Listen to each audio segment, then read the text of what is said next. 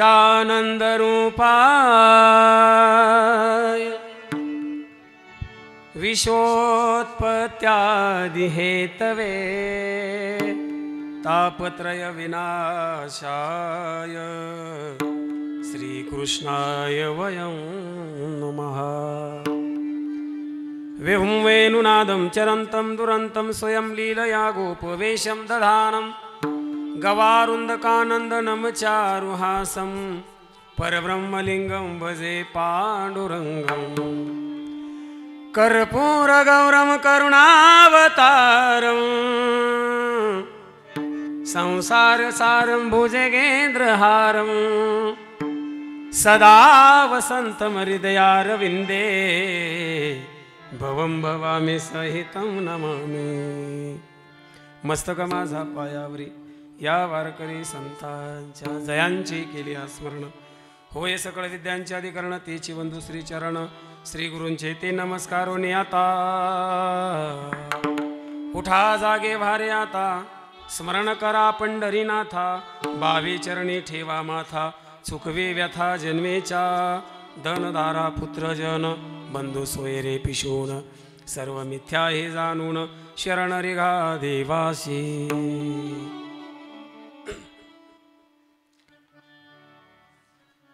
कैलासवासी गंगा भागीरथी सुमनबाई रभाजी पावसे आईसाहेबांच्या प्रथम पुण्यस्मरणाच्या निमित्तानं असणारी ही एक दिवसीय कीर्तन सेवा आहे। सेवेकरता अगदी वेळेत तुमच्या समोर हजर आहे। 10:30 वाजता कीर्तनाला प्रारंभ झाला, 12:30 वाजेपर्यंत आपल्याला ते आता ऐकावंच लागेल, इच्छा नसली तरी, नाही का? आणि म्हणून ज्यांच्या मार्गदर्शनातून इतक्या सुंदर गोड अशा कार्यक्रमाचं आखीव रेखीव नियोजन करण्यात आलं, आमचे परमार्थ प्रेमी आदरणीय आमचे सोमनाथ भाऊ दवंगे दादांनी या ठिकाणी नियोजन सुंदर केलेलं आहे। अतिशय गोड अशी साऊंड सिस्टीम वाल्या दादांसाठी एकदा मोठ्या प्रमाणात टाळी वाजवा, कारण कथा कीर्तन प्रवचन याचं मुख्य प्राण म्हणजे सिस्टीम आहे। त्यानंतर या ठिकाणी सिंथवरती साथ देण्याकरता अतिशय गोड वातावरणाची निर्मिती करण्याकरता माझे गुरुबंधू आदरणीय विशाल दादा रोकडे या ठिकाणी उपस्थित आहे। या बालगोपाळांकडे पाहिल्याच्या नंतर अतिशय उल्हास आनंद प्राप्त होतो असे आमच्या वारकरी मित्राच्या वारकरी शिक्षण संस्थेतील ही बालगोपाळ मंडळी आदरणीय हरिभक्ती परायण मृदुंग सम्राट मृदुंग अलंकार चैतन्य महाराज बांगरे माझ्या उजव्या हाताला बसलेले आहे। लिंगेश्वर वारकरी शिक्षण संस्थेचे सर्व आदरणीय तुमच्या संगमनेर अकोल्याचं वैभव आमचे सचिन महाराज चौधरी गायनाची साथ देण्याकरता आदरणीय गणेश महाराज एखंडे दादा अतिशय गोड गातात, सांप्रदायिक सगळा बाज त्यांच्याकडे आहे। त्यानंतर अतिशय गोड स्वभावाचे गाडीमध्ये ते आमच्या बसले म्हणजे नितीन महाराज देशमुख, ते बसनं यायला निघाले गुरुजी, पण ती बस झाली फेल, मग ते पुन्हा घरी गेले मोटरसायकल घेऊन आले, मला म्हणले मी येईपर्यंत जाऊ नका म्हणून त्यांची वाट बघताना आमचे 10 मिनिटं उशीर झाला, पण गाडीत बसल्यापासून इथपर्यंत आम्ही फक्त हसत होतो। अशा विनोदी स्वभावाचे नितीन महाराज देशमुख या ठिकाणी उपस्थित आहे, त्यांच्याकरता जोरदार सेवा आपल्याला निर्धारित वेळेत प्रभूचरणी समर्पित करायची आहे। या ठिकाणी उपस्थित आदरणीय गुरुजींच्या चरणी प्रणिपात करतो। वयोवृद्ध ज्ञानवृद्ध सगळी माझ्या समोर बसलेली वारकरी ज्येष्ठ मंडळी, माझ्या माता भगिनी सर्वांच्या चरणी नतमस्तक होतो, सेवेला प्रारंभ करतो। सेवेकरिता निवडलेला अभंग भक्त प्रेम वत्सल नामदेव महाराज यांचा आहे। आता कुणी बडबड करू नका, मोबाईल नका दादा, ऐका, ऐकू द्या, ऐका। घडीवर फोन प्रत्येकाकडे आहे, सायलेंट करा, ऐका जरा। हीच एकमेव जागा सध्या जगामध्ये शिल्लक आहे की जिथं चांगलं ऐकायला मिळतं आणि चांगले बोलणारे लोक चांगलं बोलतात, ती म्हणजे कीर्तन। बघा या दोघांनी आता सायलेंट केले, पहा बरं। विठ्ठल विठ्ठल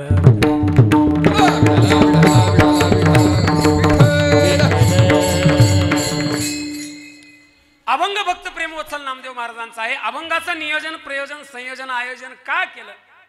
कालच भक्त प्रेमवत्सल नामदेव महाराजांचा समाधी सोहळा साजरा झाला आणि दैवयोगानं हा नामदेव महाराजांचा अतिशय छान असा अभंग आहे. हा अभंग सकाळी सकाळी काकड्यामध्ये गायला जातो. सकाळी सकाळी हा अभंग भूप रागात गायला की आपल्याला असं वाटतं आता काकडा झाला की घरादाराचा त्याग करून बायको मुलाचा त्याग करून लगेच प्रपंचाचा त्याग करून निघूनच जावं की काय. इतका त्या सकाळच्या वातावरणामध्ये गोडवा असतो. जी काकड्याला जाणारी मंडळी ना, काकड्याला ही मंडळी महाराज स्वतःच्या मस्तीत जगत असतात. कारण त्यांना कळलंय, कारण काकडा म्हणजे वारकरी संप्रदायाचा श्वास आहे, लक्षात धरा. म्हणून वारकऱ्यांचा नसला तरी चालेल, किमान कीर्तनकारांचा काकडा हा पाठ असला पाहिजे. पण आता हे सांगल कोण? विठ्ठल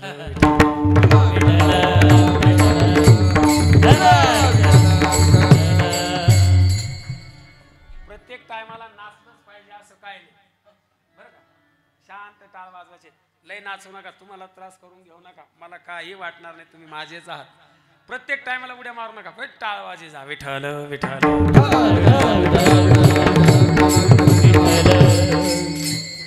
बरं 1.5 तास वाजवायचे ना, लेकरच येते ऐका दादा. आणि मग नामदेव महाराज या अभंगातून खऱ्या अर्थानं तुम्हाला मला उपदेश करतात. माफी मागून बोलेल बाबाजी, अलीकडच्या काळात या व्यासपीठावरती असे उपदेशकर्ते उभे राहिले का अतिशय त्यांना चारित्र्याचं सुद्धा भान नाहीये. आणि उपदेश करण्याचा अधिकार त्याला श्री गुरु तुकोबाराय म्हणतात. ज्याने खऱ्या अर्थानं काहीतरी अनुभव घेतलाय त्यालाच सांगण्याचा अधिकार आहे की अमुक अमुक केल्यानं तमुक तमुक होणार आहे. दारू पिणं वाईट आहे. दारू कळते ना तुम्हाला?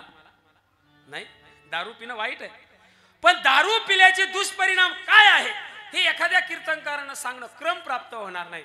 कारण कीर्तनकार दारू पित नाही. मग दारू पिणं वाईट आहे हे जर आपल्याला इतिमूत ऐकायचं असेल तर आपल्याला 2-4 बेवड्यांमध्ये बसावं लागेल आणि मग सोमनाथ भाऊ त्यांच्याकडून दारूचे दुष्परिणाम ऐकावे लागतील. संसार किती वाईट आहे हे एखाद्या संन्यासी महात्म्याच्या जवळ बसून आपल्याला कळणार नाही. त्यासाठी मुलाबालांनी जोडलेला, बायकोनं घरातून हाकलून दिलेला, गावानं त्याला वाळीत टाकलेल्या माणसाच्या जवळ बसावं लागेल आणि मग तो आपल्याला सांगेल संसार दुःख मूळ चोहीकडे इंगळ. ते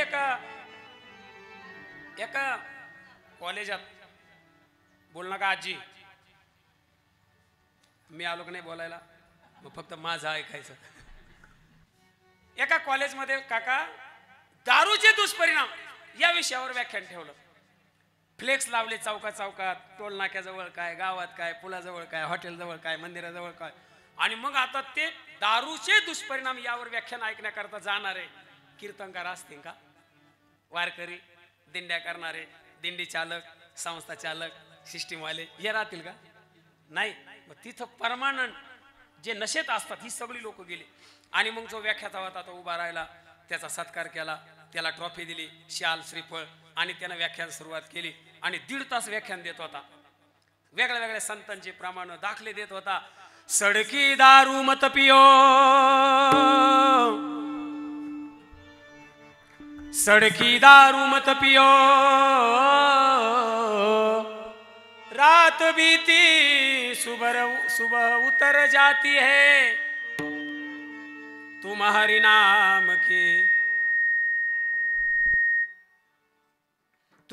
नाम की प्याली पियो, सारी जिंदगी सुधर जाती है. दारू पिऊ नका, दारू गांजा मत पियो यारो, अक्कल गुंग हो जाती है. दारू पिऊ नका, दारू गांजा पिल्यानं माणसाची बुद्धी भ्रष्ट होते. बायकोच्या गळ्यातलं मंगळसूत्र सुद्धा ओढायला दारुड्या मागं पुढं पाहत असू द्या. आणि मग ते सगळं व्याख्यान झालं. तावानं तो बोलत होता, दारू पिणाराला दीर्घ आयुष्य लाभत नाही, दारू पिणाराची लेकरं अकालीच मायबापाच्या मायेला पारखे होतात, दारुड्या जास्त दिवस जगत नाही. बरंच तो काय बडबड बडबड बडबड बडबड करत होता. आणि व्याख्यान संपलं. लोकांना आवडलं. लोकांनी सांगितलं दारू पिणं काय आहे. वाईट आहे. कुठं सांगितलं? तिथं. तिथून निघाल्यावर बरेच जण गुत्त्यावरच गेले. कळतंय का तुम्हाला? घरी जायचं ना आता. पण त्यातले 2 जण होते, ते त्या व्याख्यात्याकडे गेले. सांगितलं, दादा आम्हाला तुमचं व्याख्यान खूप आवडलं बरं का. असं व्याख्यान आतापर्यंत आमच्या जीवनात आम्ही ऐकलं नाही. बरं आम्हाला एक प्रश्न पडलाय बरं का. म्हणले काय? विचारा. विचारू का? म्हणले विचारा. खरं सांगा, 1.5 तास तुम्ही जे व्याख्यान दिलं, हे व्याख्यान देण्यासाठी तुमच्याकडे इतका स्टॅमिना, इतकी एनर्जी आली कशी? ते म्हणतात कुणाला सांगणार नाही. म्हणले नाही. म्हणले अजिबात सांगणार नाही. म्हणले नाही. म्हणले माझी शपथ. म्हणले हो तुमची शपथ. काय झालं माहिती का? व्याख्यानाच्या अगोदर मी एक 90 मिलीचा 90चा पॅक मारला म्हटले, म्हणून मला इतक्या तावातावानं बोलता आलं. विठ्ठल विठ्ठल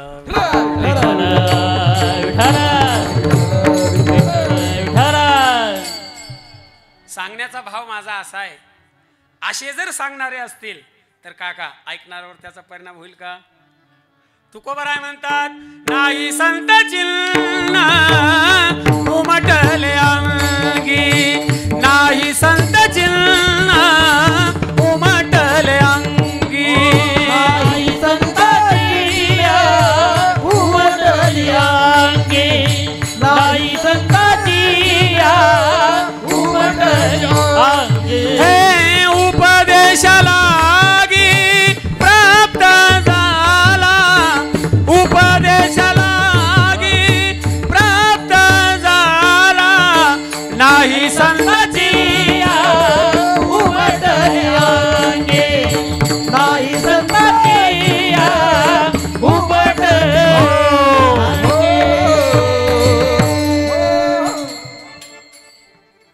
तुकोबाराय म्हणतात, नाही संत चिन्ह उमटले अंगी. हो एखादी माझी विवाहित माता भगिनी आहे, हिचा विवाह झालाय, हिला मालक आहे, हे निर्देशित आपल्याला कसं होतं तिच्याकडे पाहिल्याच्या नंतर? तिच्या गळ्यामध्ये मंगळसूत्र असतं नाही का ताई, तिच्या कपाळावरती कुंकू असतो. यावरून कळतं या माऊलीचं काय आहे. बाबाजी या ठिकाणी बसले. साधू महात्मा कसा ओळखावा? त्याच्या अंगावरती भगवी वस्त्र असतात, दाढी जटा वाढलेली असते. यातून निर्देशित काय होतं?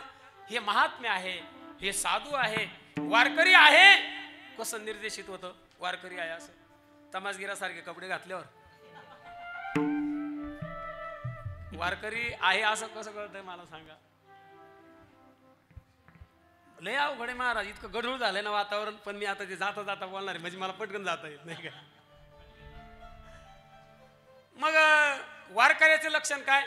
गळ्यामध्ये तुळशीची माळ, कपाळाला ऊर्ध्वपुंड भाळ. महाराज अंतकरणामध्ये वारकऱ्याबद्दलची तळमळ, एकादशीचं व्रत, आषाढी कार्तिकी पंढरीची वारी आणि विठ्ठलाशिवाय दुसरं पूजेचं दैवत नाही, याला म्हणायचं वारकरी. आणि मग उपदेश करण्याचा अधिकार त्याला आहे ज्याच्या अंतकरणामध्ये भगवान परमात्म्याच्या भक्तीबद्दल भाव जागा झालाय. आणि आजच्या अभंगामध्ये भक्त प्रेमोत्सल नामदेव महाराज उपदेश करतात. का हो? नामदेव महाराजांना उपदेश करण्याचा अधिकार आहे का? हो आहे. का अधिकार आहे?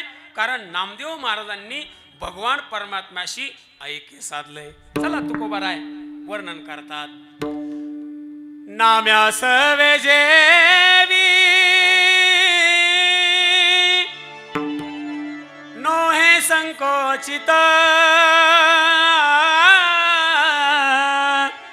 ज्ञानियाची भिंत अंगी ओढे. हो ज्ञानियाची भिंत अंगी ओढे.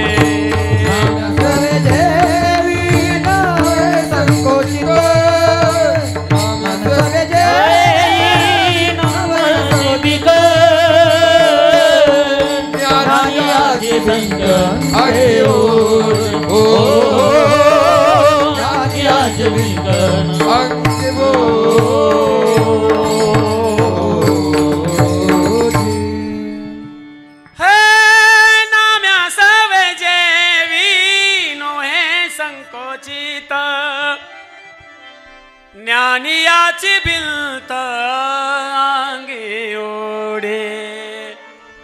उच नीच काही नेले भगवंत, उचनीच काही नेने भगवंत तिष्ठे भाव भक्ती देखोनिया. नामदेव महाराज बरं का लहान होते, या लेकरांसारखे लहान होते. वडील कुठेतरी गावाला गेले आणि त्या आईनं सांगितलं, बाळा काय गाय जा म्हणले, एवढा नैवेद्य पांडुरंगाला दाखवून ये. बाल नामदेव नैवेद्यावरती उपरणं हातात लोटा तांब्याचा गेले भगवान परमात्म्याच्या समोर आणि नैवेद्याचं ताट देवाच्या समोर ठेवलं आणि देवाला सांगितलं, देवा माझे वडील बाहेर गावी गेले बरं का, आज मी आलोय आणि माझी विनंती आहे तुम्हाला की तुम्ही भोजन करा. आता पांडुरंग परमात्म्याची जी मूर्ती आहे ती पाषाणाची मूर्ती आहे.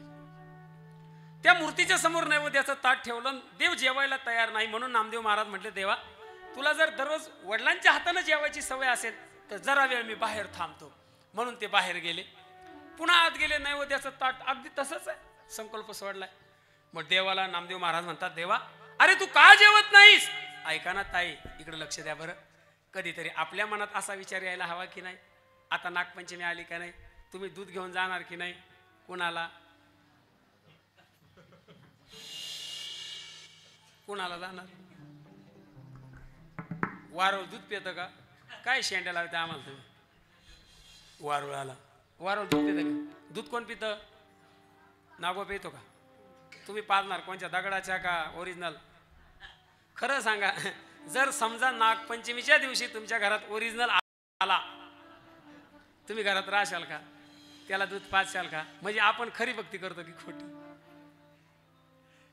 नामदेव महाराज देवाला, ए देवा अरे तू का जेवत नाहीस? देव एक नाही दोन नाही, हे लहान लेकरं असतात ना, हे ब्लॅकमेल करतात बरं का. पण कुणालाही ब्लॅकमेल करू नका. ब्लॅकमेल करायचं ना देवाला करा. सांगितलं, ए देवा तू जर जेवला नाहीस ना म्हणले, कपाळ तुझ्या पायावर आपटून कपाळ मोक्ष करून घेईल आणि मग बघ.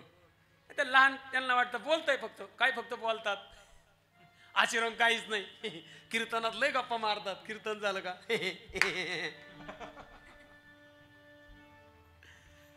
बोलतात.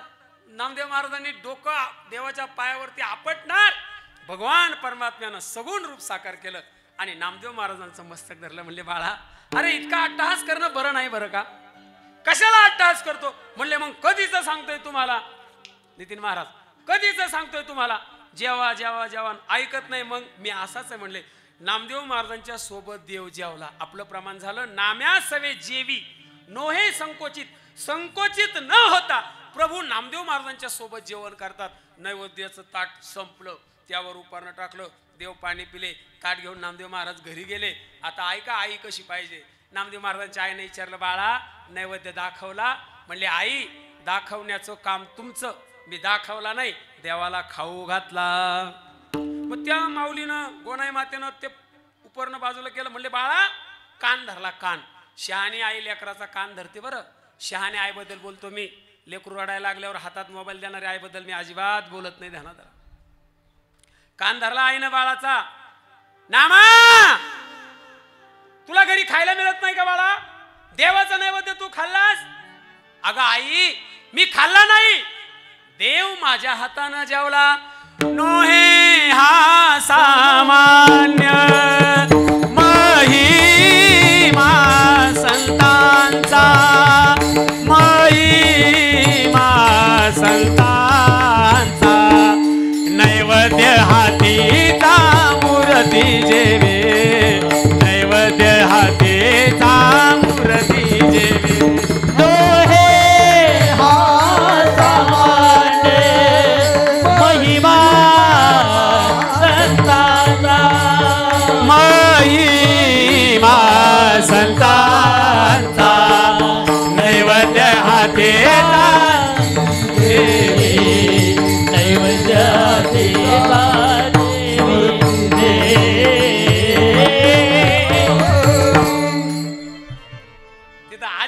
माझ्या मी ती म्हणून टाकली. मला असं हीच चाल लावायची असं काही डोक्यात आलं ते नाही का. नोहे हा सामान्य महिमा संतांचा, महिमा संतांचा. नैवेद्य हातीचा मूर्ती जेवे, नैवेद्य हातीचा मूर्ती जेवे. हो, देवाच्या मूर्तीनं नामदेव महाराजांचा नैवेद्य खाल्ला. नामदेव महाराजांची आई म्हणली चल बरं इकडे बघा. धरलं त्याचं मनगट आणि लगेच देवाच्या जवळ घेऊन गेले आणि नैवेद्याचं ताट आणि सांगितलं इकडे बघा, तुमचं लक्ष कीर्तनात द्या. इकडं तिकडे येणारे सगळे तुमचेच पाहुणे. नवीन कोणी तुमच्या गावात? मग माझ्याकडे पाहा ना, पाया पडू का तुमच्या हातात? कोणी आलं का? लक्ष द्या कीर्तनात. ऐका इकडे बघा, हे आपलं असंच आहे विठ्ठल. आणि मग नामदेव महाराजांच्या आईनं नैवेद्याचं ताट नामदेवकडे दिलं. बाहेर थांबल्या आणि देव जेवायला तयार नाही, कारण अगोदरच करार ठरला होता, तुम्हाला इतक्या जागा नाही, मी तुझ्यासोबत जेवण, पण कुणाला सांगायचं? तू तो घरी जाऊन लगेच डायरेक्ट आईला घेऊन आलास. देवा एकदा please, I request you please once more, पुन्हा एकदा. असं नसल बोलले ते. एकदा जेवा देवा, एकदा.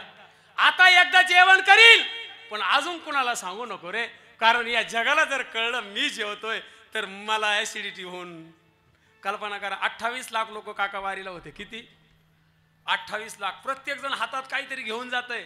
एवढं सगळं त्या देवानं जर खायचं ठरलं तर या जगाकडे लक्ष द्यायचं कधी? विचार करा जरा. आणि मग देवा, मग त्या नामदेव महाराजांच्या आईनं पाहिलं. महाराज नामदेव महाराजांच्या आईला आनंद वाटला, ऊर प्रेमानं भरून आला आणि आपल्या मालकाला सांगितलं, दामा शेट्टीला, ऐकलं का? असा पुत्र मला भगवान पांडुरंग परमात्म्यानं दिलाय का त्याच्या हातानं जगाचा बाप जेवतो. हा नामदेव महाराजांचा अधिकार आहे. नामदेव महाराज किती एकनिष्ठ माहिती का? कोरोनाच्या काळामध्ये काही काही वारकरी लोकांना काका कोरोना झाला, मला सुद्धा झाला होता. काही काही लोकांना कोरोना झाला. बाबाजी डॉक्टरांनी सांगितलं बघा आता तुम्हाला पर्याय नाही, म्हणजे मेल्याशिवाय नाही, आता तुम्हाला पर्याय नाही. पण तुम्हाला लोक काही काही म्हणले आम्ही मेलो तरी चालेल, निष्ठावंत भाव भक्ताचा स्वधर्म निर्धार हे वर्म चुकू नये. पण काही काहींचा देवावर विश्वास नाही ना, असे जे आहे आमच्या राऊत बाबांच्या भाषेत हरामखोर त्यांनी खाल्ले महाराज. पण ऐका ना, तुम्ही आता जरी जिवंत असाल पण तुम्ही अमर नाही, कधीतरी तुम्ही मरणार. आणि मग एकदा नामदेव महाराजांना आणि देवाच्या समोर माऊली महावैष्णव ज्ञानोबा येतात. देवाला विनंती करतात, देवा तीर्थयात्रा करायला जायचंय, पण एक विनंती अशी आहे, मला सोबत नाही कुणी, तुमच्या नामदेव महाराजांना माझ्या सोबत पाठवाल का? देवानं सांगितलं काय हरकत आहे. नामदेव महाराज म्हणतात, देवा मला माझी परवानगी न विचारता माऊलींसोबत पाठवणारा तू कोण? तुला माहिती ना मला तुझ्याशिवाय करमत नाही, तुला माहिती ना मी तुझ्याशिवाय राहत नाही, तुला माहिती ना मी तुझ्याशिवाय जेवत नाही. आपला सुद्धा बरं का सगळी मंडळी ऐका, देव इतका सखा झाला पाहिजे की देवाशिवाय आपल्याला कुठलीच गोष्ट करता आली नाही पाहिजे. माझे तुकोबराय म्हणतात, जेथे जातो तेथे तू माझा सांगाती, जिकडे पाहे तिकडे देव, सर्वत्र देव. आणि मग म्हणले नामदेव महाराज माझ्यासाठी जा ना, माझ्यासाठी जा. म्हणले देवा ऐका बरं का, जाईल पण एका अटीवर. म्हणले कुठल्या? मी माऊलींसोबत जाईल पण ज्या देवाचे कटेवरती हात नाही आणि ज्या देवाचे विटेवरती पाय नाही मी त्याच्या पाया पडणार नाही. देवानं सांगितलं भाऊ असा देव फक्त एकाच ठिकाणी आहे. कुठं? जांबुया द्वीपा माझी एक पंढरपूर गाव,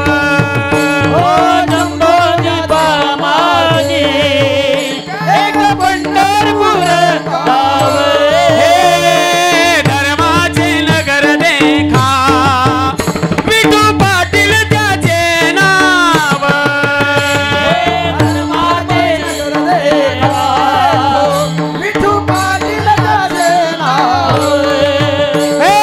चला जाऊ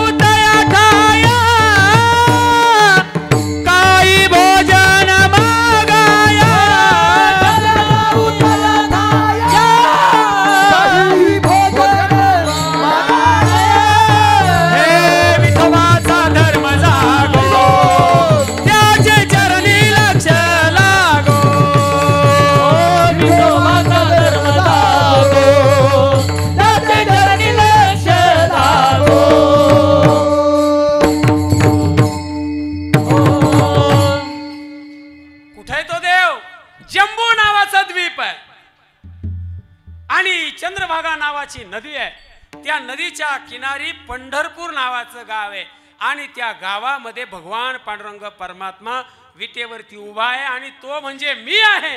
हे प्रमाण सुद्धा नामदेव महाराजांचे बरं का. आणि महाराज मी जाईल म्हटले तीर्थयात्रा करायला, पण दुसऱ्या देवाच्या पाया पडणार नाही. कटेवरी कर नाही ज्या देवाचे मीन घेतयाचे दर्शन.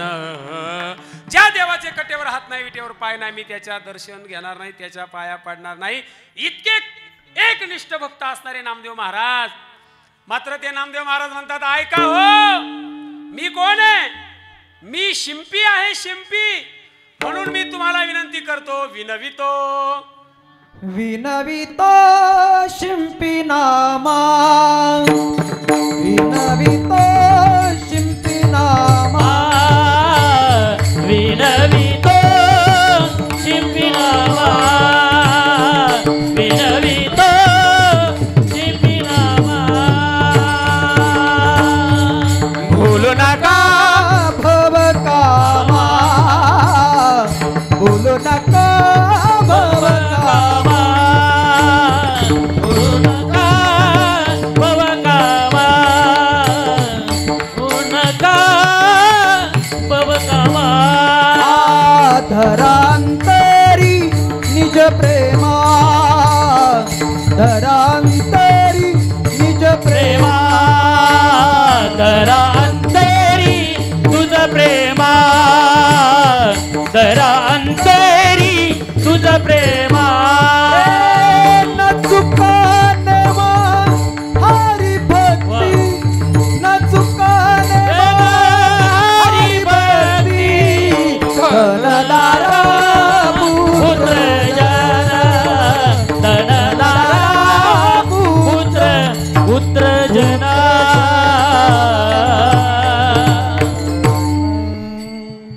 विनवितो शिंपी नामा, भूलू नका भव कामा. धरांतरी निज प्रेमा, नानेम चुकारी भक्ती. धनदारा पुत्र जन. वा वा वा. एकदा या गायनाचार्य मंडळी करतात जोरदार टाळ्या. नामदेव महाराज उपदेश करतात अभंगाच्या शेवटच्या चरणामध्ये. नितीन महाराज, आपण आता खालून वरती जाऊ.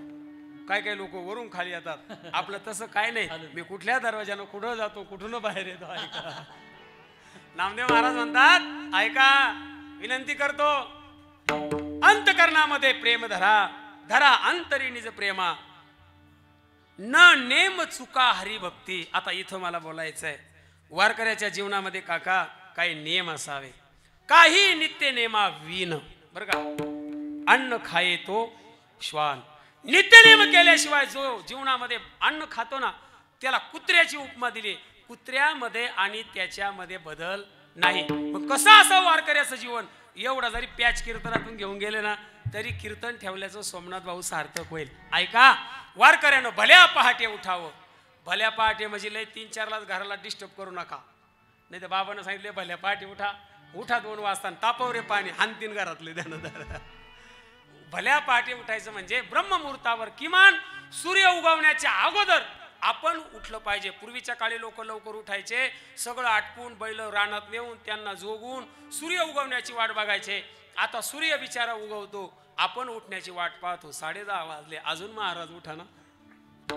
ऐका ना दादा, मग ब्रह्ममुहूर्तावरती उठावं, आपले विधी आटपावे, स्नान करावं, भगवान पांडुरंगाची पूजा करावी, हरिपाठ करावा, काकडा करावा.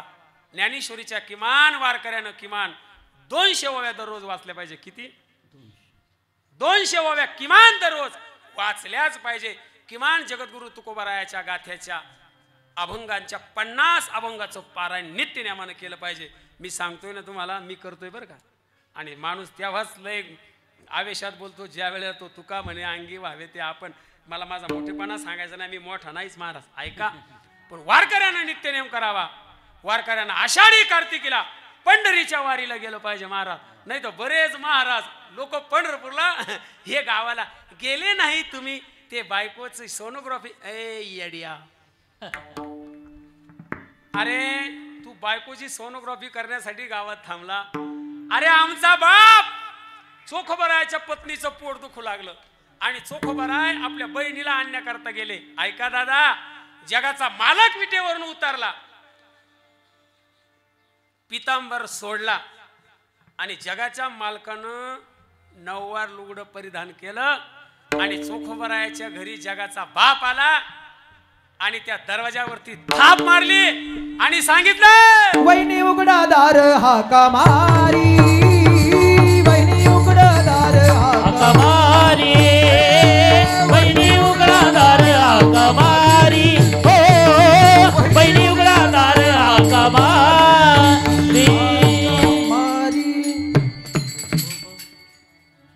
चोखोबाची बहीण झाला शारंगधर वहिनी उघडा दार हाक मारी जगाचा बाप चोखोबारायाची बहीण झाला मी एक गोष्ट सांगू का माझा एक मित्र आहे वारकरीचे त्याच्या 5 बिघे कोबीवरती काका करप्या आला करप्या मग वारीला जायचं आमचं पक्क ठरलेलं तो म्हण महाराज तुम्ही जाऊन या गाड्या मला वारीला येता नाही येणार म्हणले का बरं म्हणले कोबीवर करप्या आलाय म्हणलं मग तू इथं थांबला तो जाणार आहे का म्हणले मी फवारीन तरी त्याला म्हणलं तू त्यानं जर ठरवलं ना तू किती फवारलं ना 24 तास त्यानं करप्या जाऊन द्यायचा नाही ठरला तो जाणार नाही जरा देवावर विश्वास ठेवायला शिका ना महाराज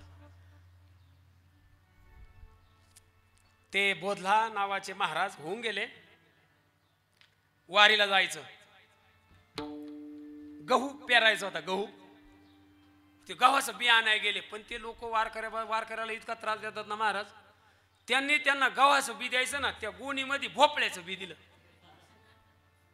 ऐकून ठेवा आता यांनी पाबर धरली पेरलं बरं जे वारीला गेले ना 3 महिने घरी नाही सगळ्या वावरात भोपळे आणि मग ते आले लोक नावं ठेवायचे ते आले घरच्यांना म्हणले चला आता आपल्याला सोंगायची तयारी करायला पाहिजे ते म्हणले डोक्यात फरक झाला का तुमच्या सगळं गाव थुकतंय तुमच्या नावानं म्हणले माळकरी झाले आणि वाऱ्या करतात आणि गहू पेरायचा तर भोपळे पेरले म्हणले ते म्हणले हे बघा माझ्या पांडुरंगावरती पूर्ण विश्वास आहे आणि पाहिजे महाराज माझा तरी आहे तुमचा आहे की नाही तुम्हाला माहिती पण पाहिजे विश्वास तो करी विश्वास जरूरी है विश्वास जरूरी है ओ विश्वास जरूरी है विश्वास जरूरी है हो तेरा साथ निभाएगा तेरी बिगड़ी बनाएगा तेरा साथ निभाएगा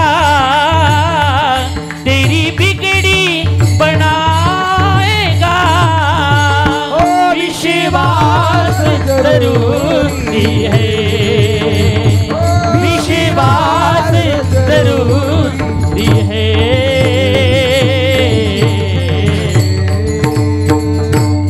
वाह वाह विशाल महाराज गोड विश्वास जरूरी है तेरा साथ निभाने का तेरी बिगड़ी बनाने का विश्वास जरूरी है याचा अर्थ तोच देवावर काय पाहिजे महाराज यांनी सगळं साहित्य घेतलं आता गहू सोंगायला काय लागतं ताई कात्री बरोबर की नाही मग काय येळे लागतात नाही का विळे गहू सोंगायला विळे घेतले गोण्या घेतल्या बैलगाडी घेतली आणि शेतात गेले महाराज पाहिले तर सगळे भोपळे आता या गोणीत काय भोपळे भरायचे महाराज पांडुरंगाचं स्मरण केलं देवा तुझ्या वारीला आलोय म्हणून माझी फसवणूक झाली एका भोपळ्यावरती येळ्याची चोच मारली 2 शेर गहू एका भोपळ्यात विठ्ठल विठ्ठल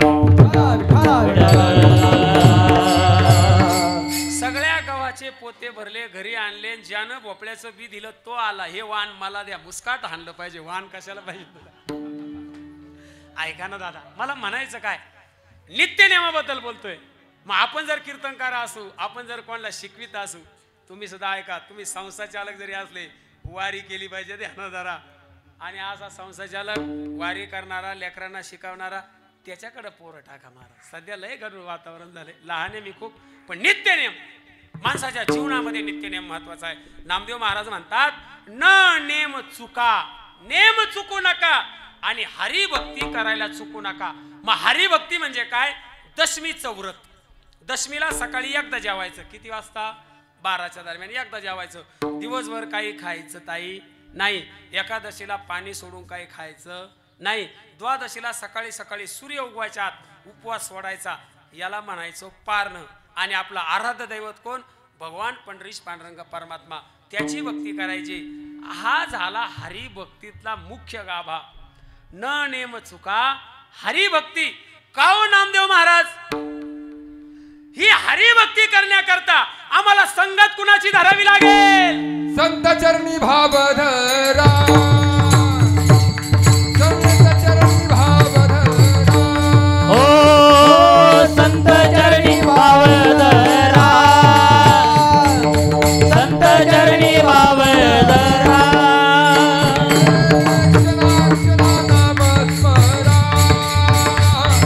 क्षणा क्षणा नाम स्मरा, क्षणा क्षणा नाम स्मरा, क्षणा क्षणा नाम स्मरा. मुक्ती सायुजता बरा, मुक्ती सायुजता बरा.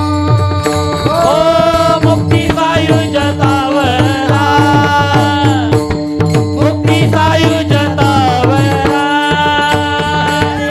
कला बाबानो, हेची करा बापानो,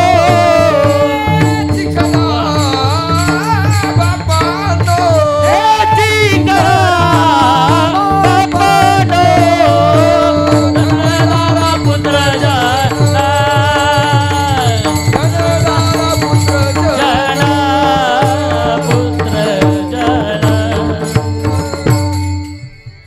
वा वा, नितीन महाराज अतिशय गोड. संत चरणी भाव धरा. जर तुम्हाला हरिभक्ती करायची असेल आणि नित्यनेम काय आहे समजून घ्यायचा असेल विशाल महाराज, तर तुम्हाला आयऱ्या गायऱ्याच्या नादी लागून जमणार नाही. संत चरणी भाव धरा. संतांच्या चरणावरती तुमचा भाव असायला हवा. संत चरणी भाव धरा. आणि पुढे क्षणोक्षणा नाम स्मरा. स्मरा नाम. कधी? क्षणोक्षणा नाम स्मरा.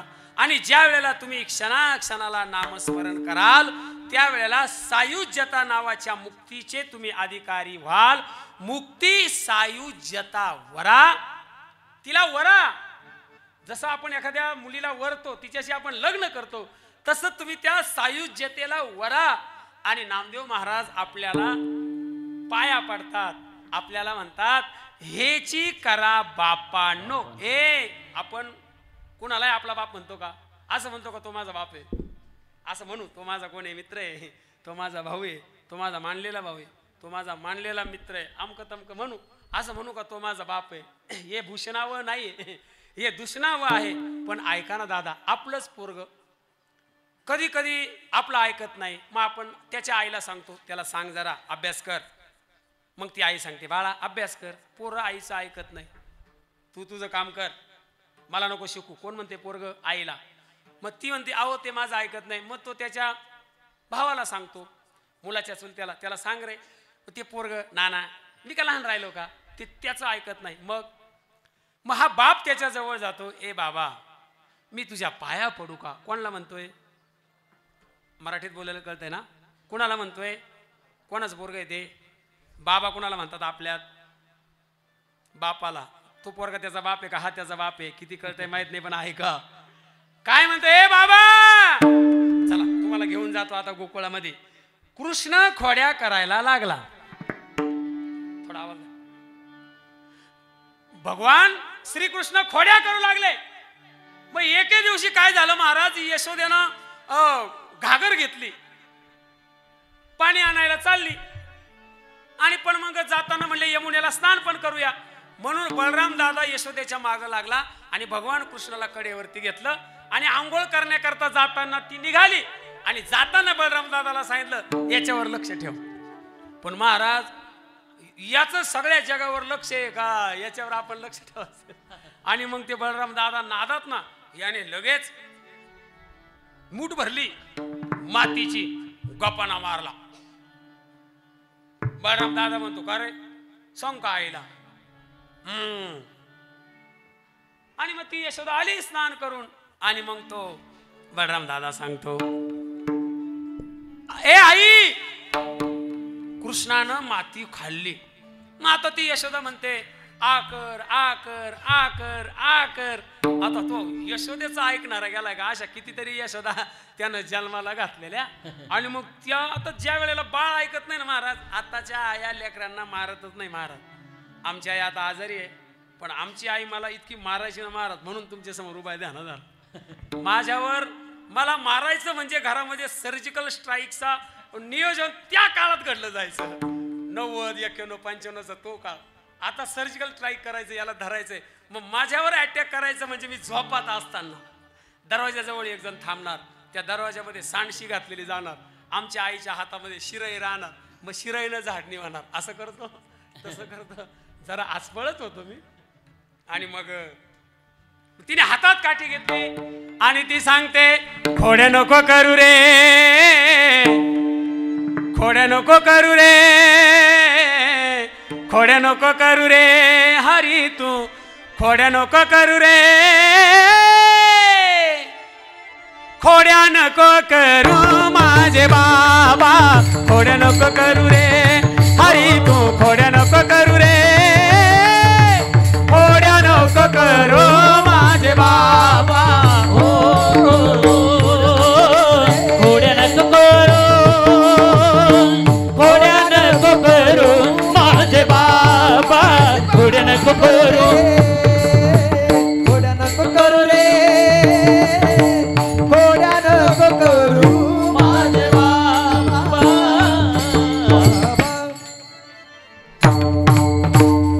ती यशोदा त्या कृष्णाला म्हणती बाबा खोड्या नको करू रे हरी तू, खोड्या नको करू रे, खोड्या नको करू माझे बाबा. आता खरं सांगा, मुद्दा आपला इथं आहे, बाबा कोणाला म्हणतात? बापाला. आता कृष्ण यशोदेचा बाबा आहे का? एकटीचा तिचा नाही, आपल्या सगळ्यांचा कोण येतो? बाबा. म्हणून नामदेव महाराज म्हणतात हेची करा, अंडरलाईन दिस सेंटेन्स, या वाक्याखाली अधोरेखित करा, तुम्ही हेच करा. हेच करा म्हणजे काय? ऐका, वारकरी संप्रदायासारखा या जगामध्ये संप्रदाय नाही, वारकरी संप्रदायातल्या संतांसारखे या जगामध्ये संत नाही, आणि वारकरी संप्रदायासारखे ग्रंथांसारखे या जगामध्ये ग्रंथ नाही. मी असं बोलत होतो, हेची इथं मला बोलायचं आहे. नामदेव महाराज असं म्हणतात हेच करा, हेची करा बापांनो. म्हणजे काय करा? भगवान पांडुरंग परमात्म्याची भक्ती करा आणि तुम्ही संतांची शरणागती करा, संत चरणी भाव धरा. अलीकडच्या काळामध्ये लय संत झाले. मुक्ताबाई महाराज संतांबद्दल बोलताना सांगतात, संत कोण? सगळ्या महिला नीट ऐका ताई, आपण जेवण करतोय, आपण जेवण करतोय, जेवण करता करता कधी कधी आपलीच जीभ आपल्या दाताखाली येते, येते की नाही? आपली जीभ आपल्या दाताखाली येते. मग आपल्याला राग येतो, कुणाचा? दाताचा. मग आपण लगेच ताट सरकून देतो, आपण घराच्या बाहेर जातो, दगड शोधतो, दगड, आणि आपल्या तोंडात मारून घेतो. बरोबर की नाही? घेतो का? असं करतो का? मग आपण काय करतो? मग ऐका, मुक्ताबाई महाराज म्हणतात जिभ दाताने चाविली, कोणी बत्तीसी तोडली, कोणी बत्तीसी पाडली, कोणी बत्तीसी पाडली.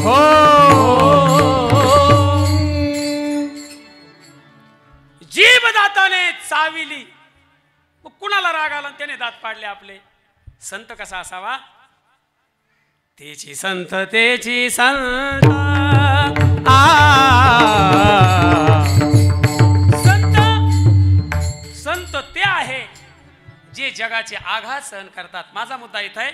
नामदेव महाराज म्हणतात हेची करा बापानं. मग कोणतं करा? पांडुरंगाची भक्ती करा, पांडुरंगाचं नामस्मरण करा. आणि या कलियुगामधला उद्धार काका फक्त हरीच्या नावाने. कलियुगी उद्धार का कलियुगी उद्धार वाहिगुरूच्या नामे. मराठीत बोलायला घडत आहे ना. कलियुगी उद्धार हरीच्या नामे. तरी लय बदल केलाय. 2008 पासून मी कीर्तन करतोय. इतका बदललोय ना मी. असा नव्हतोच मी. असा नव्हतो बरं. मी लईच बदल केलाय मी आता माझ्यात. आता काय बोलू तुम्हाला आहे का. कलियुगी उद्धार हरीच्या नामे वाहेगुरूच्या नाही. मग नामदेव महाराज म्हणतात, नामदेव महाराजांना साधक प्रश्न विचारतात असं का बरं. तर नामदेव महाराज म्हणतात अरे हे तुमचं आयुष्य आयुष्य जात आहे पहा, आयुष्य जात आहे पहा, आयुष्य जात आहे पहा, आयुष्य जात आहे पहा. काळ जपे तसे महा, काळ जपे तसे महा, काळ जपे तसे महा, काळ जपे तसे महा.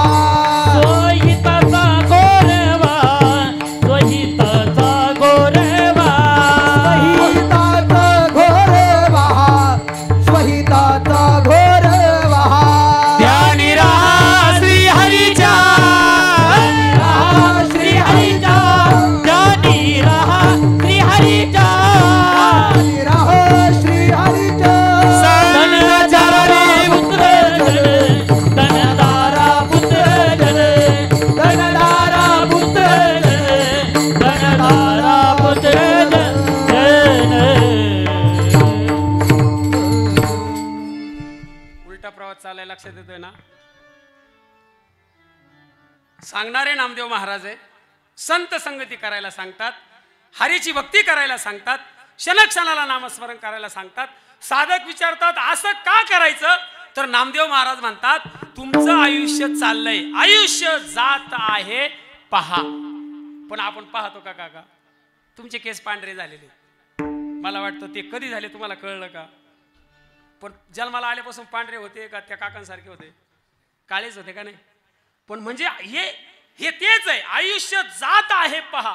पण आपण पाहतो का त्याच्याकडं, पाहत नाही. असंच बरं का.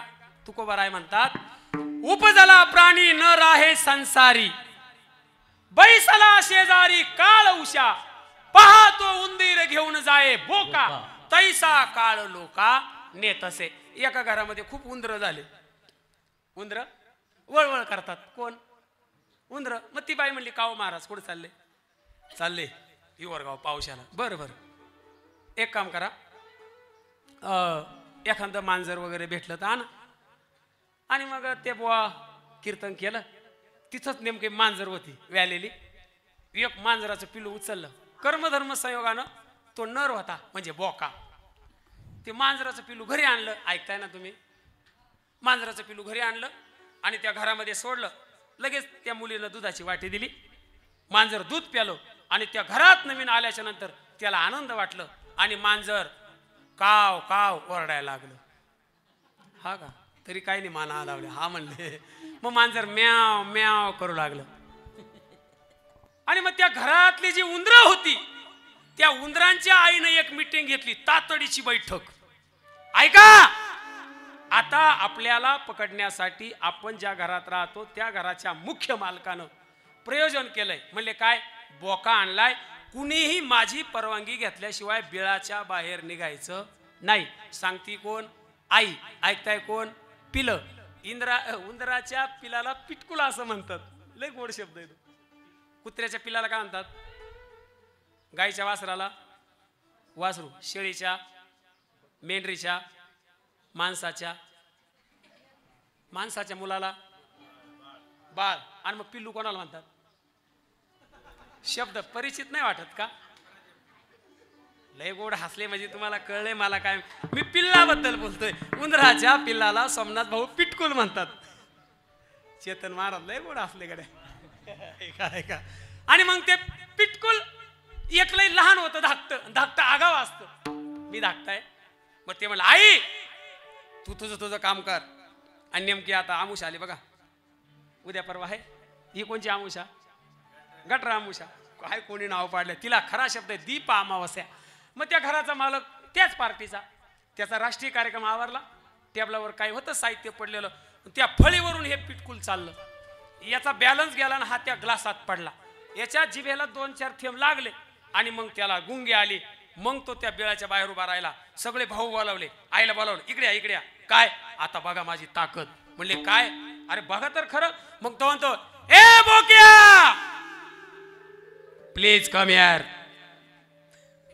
What do you want to me काय म्हणणं आहे तुझं आई म्हणली मधी चाल तो म्हणला नाही थांब आणि मग तो टपेलच होता कोण तो एकटा बोका आला पण अख्ख्या खानदानीचा कार्यक्रम करून गेला ध्यानात दृष्टांत माझा संपला तुकोबराय म्हणतात पहा तो उंदीर घेऊन जाये बोका तैसा काळ लोका तसं आपल्याला मारायचंय सकाळची वेळ होती ब्राह्मण पूजेला बसला पूजा करीत होता ब्राह्मण ओम विष्णवे नमः ओम विष्णवे नमः ओम विष्णवे नमः देवाला अर्ध्य देवाची पूजा सगळी आटोपली नुकतंच त्यांचं रांगायला लागलेलं बाळ झोपेतून उठलं रामकृष्ण हरी झोपेतून उठलं आणि त्या वडिलांच्या जवळ येऊन बसलं मग ते वडील पूजा करतात त्याला खेळायला त्या पूजेनंतर वाजवली जाते ती घंटी दिली पोरग घंटी वाजवतंय आणि अचानक त्या कोपऱ्यातून घराच्या एक काळा किबिन्न सर्प आला साहेब आणि त्या सर्पानं त्या मुलाला दंश केला बापाच्या समोर डोळे पांढरे केले तोंडातून फेस आला आणि पोराचं शरीर पांढरं होतं ना गोरं काळं कुट्ट झालं डोळ्याच्या समोर सर्प मुलाला दंश केला आणि सर्प निघाला त्या ब्राह्मणानं पूजा सोडली हातामध्ये काठी घेतली आणि त्या सर्पाच्या मागे लागला घराच्या बाहेर सर्प आला ब्राह्मण त्याच्या मागे जंगलाच्या दिशेनं सर्प जाऊ लागला ब्राह्मण त्याच्या मागे पुढे गेल्यानंतर त्या सर्पानं एका वाघाचं रूप घेतलं आणि गवत खाणाऱ्या गायीचं नरड पकडलं गाय गतप्राण झाली मग ब्राह्मण घाबरला आणि त्याने एका काळ्या कुट्ट अशा दिपाड देहाच्या माणसाचं रूप घेतलं आणि मग हा ब्राह्मण त्याच्या जवळ गेला कोण आहात तुम्ही माझ्या मुलाला मारलं गाईला मारलं आता कुणाला मारणार आहात तुम्ही म्हणले यानंतरचा नंबर तुमचा नंबर माझा विनंती तुम्हाला इतकंच सांगा मी कशानं मरणार आहे ऐका बरं का सांगितलं आम्ही कुणाला मरण सांगत नाही कारण मरण जर सांगितलं तर घेतलेली तारीख बाबा पाहणार नाही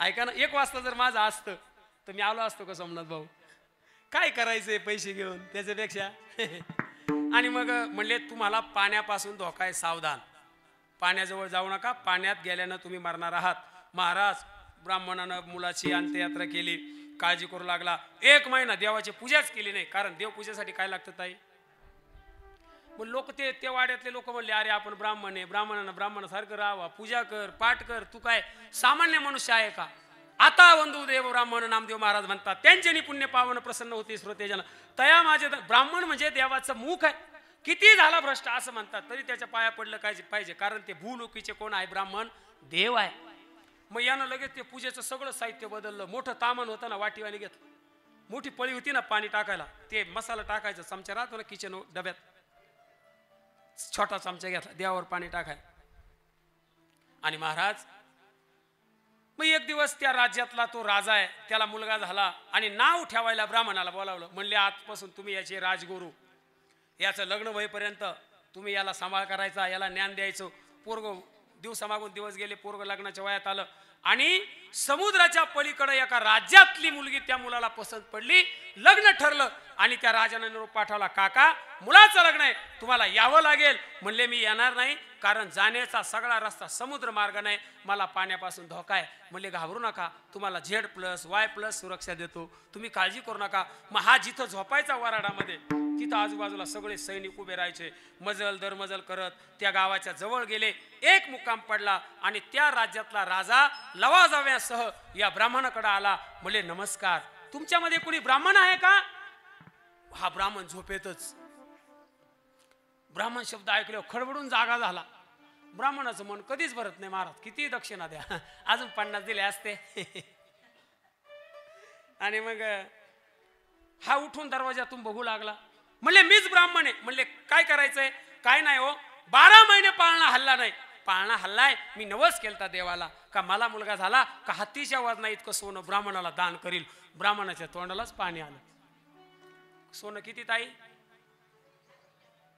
हत्तीच्या. पण मग हत्तीचं त्याचं सोन्याचं वजन करायचं कसं? म्हणले मग द्या ना दान. म्हणले इथं नाही, हत्तीच्या वजना इतकं सुवर्ण दान करायचं म्हणजे हत्ती नावेत घालावा लागणार, नाव पाण्यात न्यावी लागणार, हत्तीच्या वजनानं नाव जितकी बुडेल तितकी रेषा आखावी लागणार, तितक्या गोण्या सोनं वाटावं लागणार. ऐकताय ना तुम्ही? गोण्या. आणि मग ते सोनं आम्ही तुम्हाला देणार, पण त्यासाठी तुम्हाला समुद्राच्या कडेला यावं लागणार. हे म्हणले 1 रुपया देऊ नका, तुमचा पोरगा आणि तुम्ही ना हत्ती सोनं नाव. अहो म्हणले अडचण काय? म्हणले मला पाण्यापासून मृत्यू आहे. म्हणले पाण्यात कोण बोलवतंय? कडेला थांबा. मग याला जरा. आणि मग हा कडेला गेला, तिकडं हत्ती आला, नावेत घातला, पाण्यात हत्ती गेला, रेषा ओढली, सोन्याच्या गोण्या त्याच्यामध्ये टाकल्या. म्हणले महाराज आता या संकल्प सोडायचा आहे. म्हणले पण आजूबाजूला माझं सैन्य उभं करा. घोट्यावर पाण्यामध्ये सगळं सैन्य उभं केलं. ब्राह्मण घोट्या इतक्या पाण्यात आला, संकल्प सोडण्याकरता पाणी सोडलं आणि त्या राजानं त्याचा हात खालून धरला. या ब्राह्मणानं झटका मारला. म्हणले कशाला तुम्ही हात पकडताय? सोडा म्हणले माझा हात. तुम्ही राजा आहात का? म्हणले मला नाही माहित मी कोण आहे, पण तुम्ही माझ्याकडं नीट बघा. या ब्राह्मणानं त्याच्याकडं नीट बघितलं तर त्याचा हात राजाच्या हातात नसून मगराच्या तोंडात होता. मग इकडं तिकडं पाहिलं, वाचवा सैनिक धावा. इकडं तिकडं पाहिलं, ते सगळं सैन्य हे पाण्यातले जलचर तयार झाले आणि अशा पद्धतीनं ब्राह्मणाचा मृत्यू झाला. कळतंय का तुम्हाला? आयुष्य जात आहे पहा. जरा आता वेगळं बोलूया. हया को मौत कैसी, हया को मौत कैसी, जिंदगी उसकी अमानत है. एक ना एक दिन सभी को मौत का कर्जा चुकाना है. उड़ जाएगा पंछी रूह का, बेजान तन होगा. जो आज तेरा है वो कल गैरों का धन होगा. तू लाख हिफाजत कर ले, तू लाख करे रखवाले. तू लाख हिफाजत कर ले, शाबाश. तू लाख करे रखवाले. उड़ जाएगा एक दिन पंछी, रहेगा पिंजरा खाली. उड़ जाएगा एक दिन पंछी, रहेगा पिंजरा खाली. उड़ जाएगा एक दिन पंछी, रहेगा पिंजरा खाली. उड़ जाएगा एक दिन पंछी, रहेगा पिंजरा खाली. पिंजरा खाली, पिंजरा खाली, पिंजरा खाली, पिंजरा खाली. पिंजरा खाली, पिंजरा खाली. काय सांगितलं काका? तुम्ही याला कितीही करा, तू लाख हिफाजत कर ले, तू लाख करे रखवाले. तुम्ही याला कितीही लपवण्याचा प्रयत्न करा, पण उड़ जाएगा एक दिन पंछी, रहेगा पिंजरा खाली. म्हणून नामदेव महाराज म्हणतात आयुष्य जात आहे पहा. चला नामदेव महाराजांच्या अभंगाला जगद्गुरु श्री तुकोबरायांची पुस्ती देऊया. तुकोबराय म्हणतात नाशिवंत देह जाणार सकळ, नाशिवंत देह जाणार सकळ. नाशिवंत देह जाणार सकळ. नाशिवंत देह जाणार आयुष खातो काळ सावधान, आयुष खातो काळ सावधान. आयुष खातो काळ सावधान. आयुष्य खातो काळ सावधान. आयुष्य खातो काळ सावधान. नाशिवंत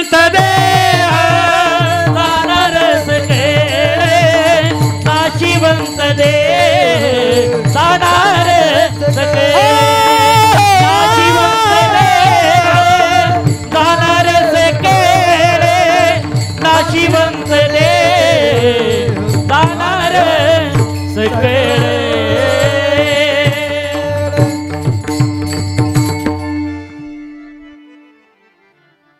चान्स हाणून घेतला बरं म्हणले काय गाडी घालता ना मध्ये हाता नाही का नाशिवंत देह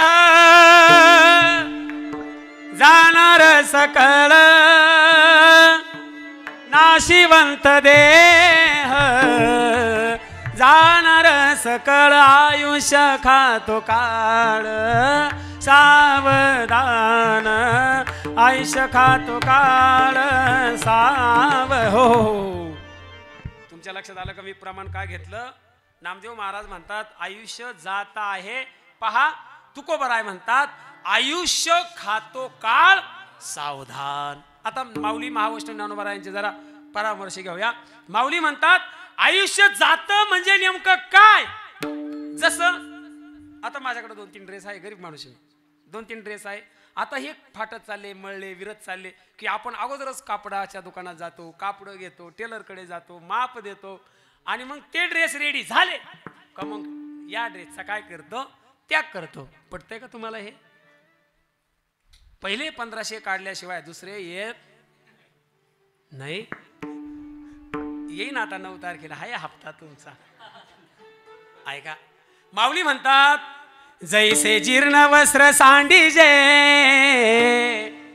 मग नूतन वेडीजे तैसे देहांतरा स्वीकारीजे चैतन्य नाशे आयुष्य जात आहे याबद्दल आपण बोलतोय माऊली म्हणतात उपजे ते नाशे नाशिले ते पुनरपी दिसे हे घटिका यंत्र जैसे परिभ्रमेगा आयुष्य जात आहे पहा काळ जपतसे महा आणि जर आपल्याला स्वतःच स्वहित करायचं असेल एकंदे महाराज तर आपल्याला आता लय महत्वाचा मुद्दा आहे बरं का सगळे ऐका ध्यानी रहा श्रीहरीच्या ध्यानी रहा श्रीहरीच्या म्हणजे काय करायचंय भगवान परमात्म्याला आपली आठवण आली पाहिजे इतकी आपल्याला उंचीची देवाची भक्ती करता आली पाहिजे मग देवाला आपली आठवण येईल का होता येईल देवाला आपली आठवण येईल का कधी येईल आपण काय केल्यावर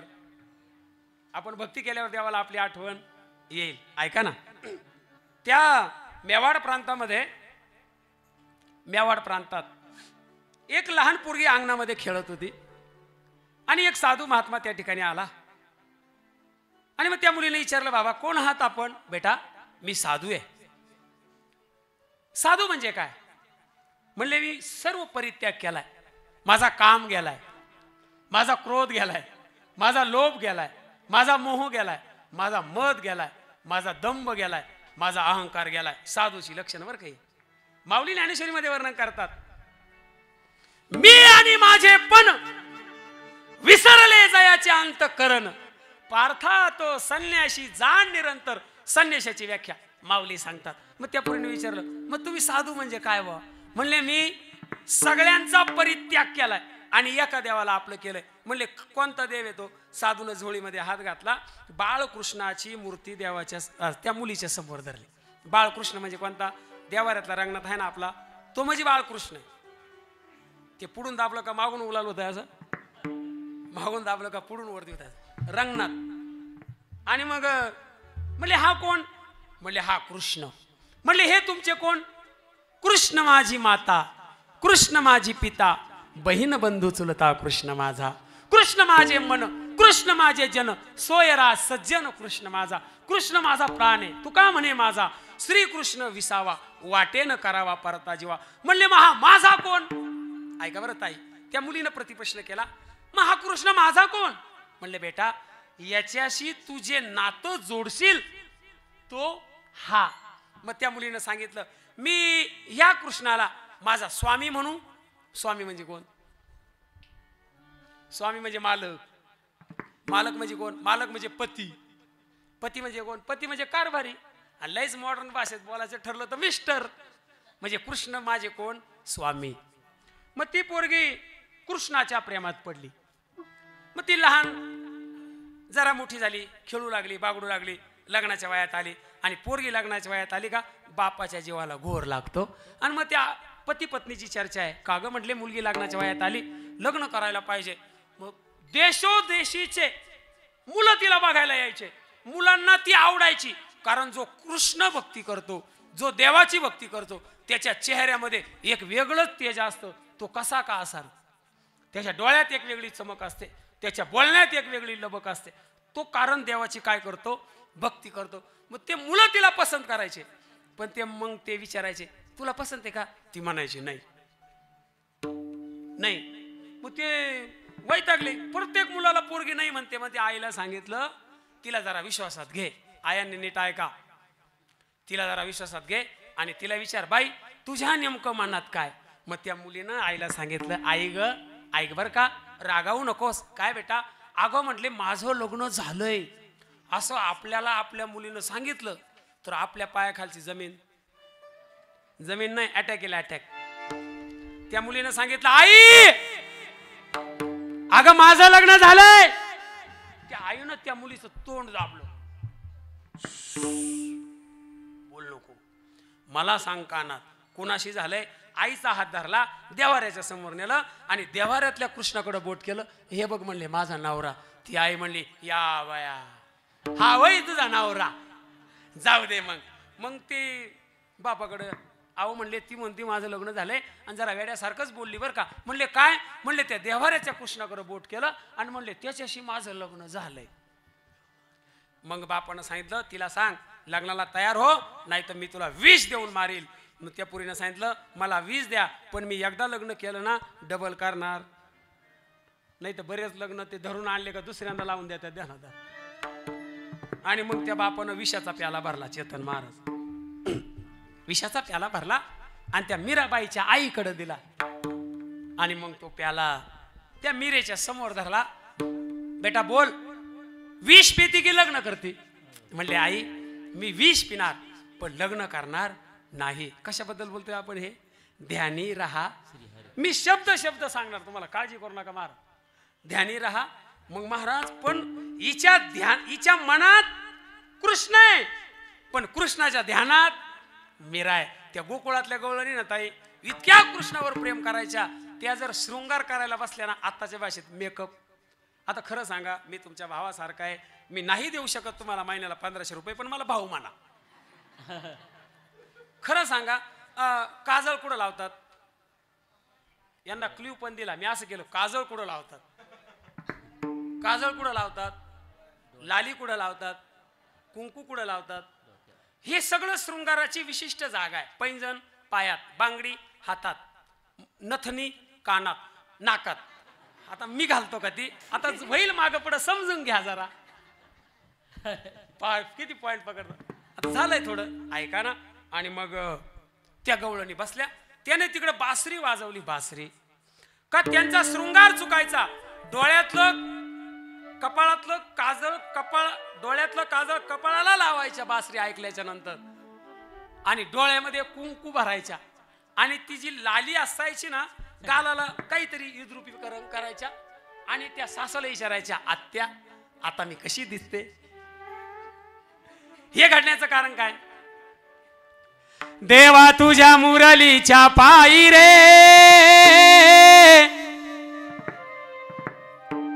मन मोहिले रे मन मोहिले, कंपाळी काजळ डोळ्यामध्ये कुंकू, हळदीने मळवट भरिले मन मोहिले रे मन मोहिले. महाराज ही भक्ती. आणि त्या जर त्या एका भागवत कथेमध्ये आपण गातो ना, मेहंदी लावायची, मेहंदी ऐका ताई, मेहंदी लावायची कृष्णाच्या नावाची, टिकली लावायची कृष्णाच्या लावायची, गळ्यात मंगळसूत्र घालायचं कृष्णाच्या नावाचं, कानात कुंडल कृष्णाच्या नावाचं, सगळा शृंगार. ऐकता तुम्ही काय चर्चा चालू, तिसरं प्रमाण नका म्हणू. हा थांबा ना, हा हा हा हा ते आहे ना नंतर येते सगळं कृष्णाच्या नावाचं मैने बिंदी रचाई कृष्ण नाम की बिंदिया छाई कृष्ण नाम की मैंने बिंदी रचाई कृष्ण नाम की मैंने बिंदिया छाई कृष्ण नाम की मैंने मेहंदी रचाई कृष्ण नाम की मैंने मेहंदी रचाई कृष्ण नाम की मैंने बिंदी रचाई कृष्ण नाम की मैंने बिंदिया रचाई कृष्ण नाम की नाम की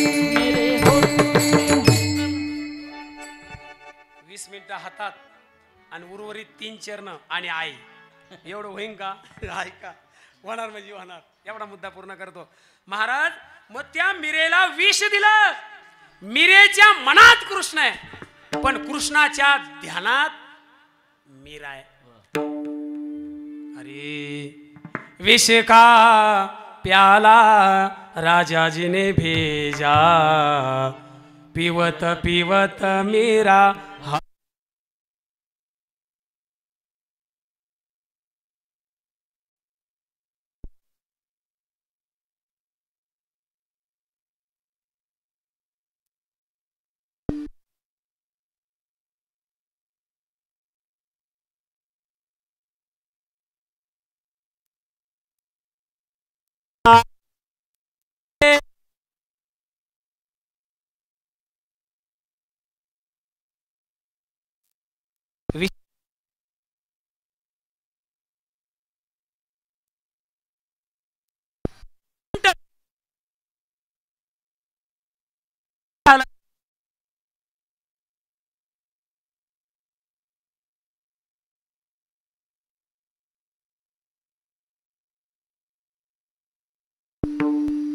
आणि मग ऐका ऐका ऐका ऐका झालं चालू झालं चालू है आँखों जो शाम का दर्शन किया करे है शीश जो प्रभु चरण में वंदन किया करे बेकार वो मुख है जो रहे व्यर्थ बातों में मुख वो है जो शाम का सिमरन किया करे हीरे मोती हीरे मोती से नहीं है शोभा हाथ की है हाथ जो शाम का दर्शन किया करे मर कर भी अमर नाम है उस जीव का जग में जो प्रभु प्रेम में बलिदान जीवन किया करे ऐसी लागी लगन लागी लागी लगन लागी लागी लगन जाऊ दे जनरेटर जरा लांबच ठेवला ना विठाला विठाला विठाला विठाला विठाला विठोबा रखुमाये रखुमाई विठोबा रखुमाई विठोबा रखुमाई रखुमाई विठोबा रखुमाई रखुमाई विठोबा रखुमाई विठोबा रखुमाई हरि गोपाल कुमार जय जय विठोबा रखुमाई हरि गोपाल कुमार विठोबा रखुमाई गोपाल कुमार विठोबा रखुमाई कुमार विठोबा रखुमाई कुमार विठोबा रखुमाई जय जय विठोबा रखुमाई जय जय विठोबा रखुमाई रखुमाई जय जय विठोबा रखुमाई रखु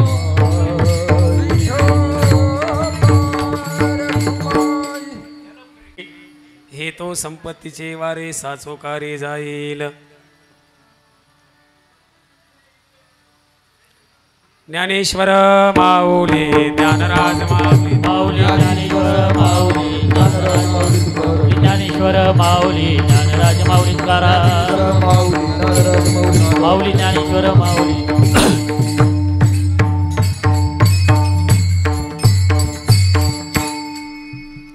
यथामती यथावकाश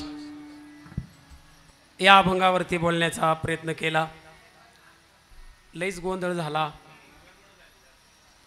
नेमकं कीर्तनाचा सार शेवटी असतो. असो हरकत नाही, मला काय फरक पडत नाही. ऐका ऐका, नामदेव महाराज या अभंगातून आपल्याला मार्गदर्शन करतात. उठा जागे वारे आता. खऱ्या अर्थानं जागं होणं गरजेचं आहे. उठा जागे वारे आता, स्मरण करा पंढरीनाथा. भावे चरणी ठेवा माथा, चुकवी व्यथा जन्माच्या. लक्ष द्या, ऐका ना दादा, एकदम शांत राहा. 5-10 मिनिटं बसा. काका इडच बसा बसा बसा. किती गोड वाटतंय बघा बरं. शांतता, माणसाच्या जीवनात शांतता पाहिजे महाराज. अहो शांतता नको. लक्ष द्या, शेवटचे 5 मिनिटं घेऊ का? ऐका ऐका. आदरणीय सोमनाथ भाऊने सांगितलं महाराज आईबद्दल बोला. आता आईबद्दल बोलण्या इतपत मी मोठा नाही, कारण आई समजून सांगण्यासाठी आपल्याला किमान एकदा आई व्हावं लागेल. आणि म्हणून या ठिकाणी गोड वातावरण आहे. महाराज खऱ्या अर्थानं आपण जागं होणं गरजेचं आहे. कारण आजचा हिंदू हा जरा झोपल्यासारखा वागतोय. इतर परकीय धर्म आपल्या हिंदू धर्मावरती आक्रमण करतात आणि छोट्याशा पैशाच्या लालचीने आपली हिंदू म्हणून जन्माला आलेली माणसं महाराज इतर धर्मांकडे जातात. असो, पण हे कुठंतरी थांबलं पाहिजे. नामदेव महाराज म्हणतात, उठा जागे वारे आता. हिंदू म्हणून जन्माला आलोय आणि अखेरच्या श्वासापर्यंत हिंदू म्हणून जगावं, याला खरा हिंदू म्हणतात. काय झालं माहिती का, आपले विचार नेमळट झाले. नेमळट. मी तर असं सांगेन, 4 दिवस शेळी होऊन जगण्यापेक्षा 10 मिनिटच जगा, पण वाघ होऊन जगा. इतिहास लिहिला जाईल महाराज. ऐका, अरे आपण त्या राज्यातली माणसं आहोत ज्या राज्यामध्ये छत्रपती शिवाजी राजांनी स्वराज्य घडवलं आणि संभाजी राजांनी ते स्वराज्य जपलं. त्या छत्रपती शिवाजी राजांच्या आणि संभाजी राजांच्या हाडामासाच्या रक्ताचे आपण वारस आहोत, याचं जरा भान असू द्या. एकच राजा इथे जन्मला, एकच राजा इथे जन्मला, शिवनेरी किल्ल्यावर. सगळ्यांनी हात वरती करा. माझ्या राजाचं नाव गाजतंय गड किल्ल्याच्या दगडावर. माझ्या राजाचं नाव गाजतंय गड किल्ल्याच्या दगडावर. माझ्या राजाचं नाव गाजतंय गड किल्ल्याच्या दगडावर. माझ्या राजाचं नाव गाजतंय गड किल्ल्याच्या दगडावर. एकच राजा इथे जन्मला, शिवनेरी किल्ल्यावर. एकच राजा इथे जन्मला, शिवनेरी किल्ल्यावर. सगळ्यांनी हात वरतीच करा. करा वरती हात. लाजू नका, लाजू नका. खुर्चीवर बसलेले काका हात वरती करा. करा वर हात. पाठीमागे बसलेले टाकीजवळ बस, हात वरती करा. अभिमान पाहिजे आपल्याला. एकच राजा इथे जन्मला, शिवनेरी किल्ल्यावर. महाराज मी महाराजांची गारद म्हणेल. अगोदर फक्त महिला तुम्ही जय म्हणायचं. काय म्हणायचं ताई? आणि तुमचं झालं की पुरुष मंडळी जय म्हणा ना. अगोदर फक्त तुम्ही हात वरच राहू द्या. तुम्ही वाजवा. 1 मिनिट. प्रौढ प्रताप पुरंदर.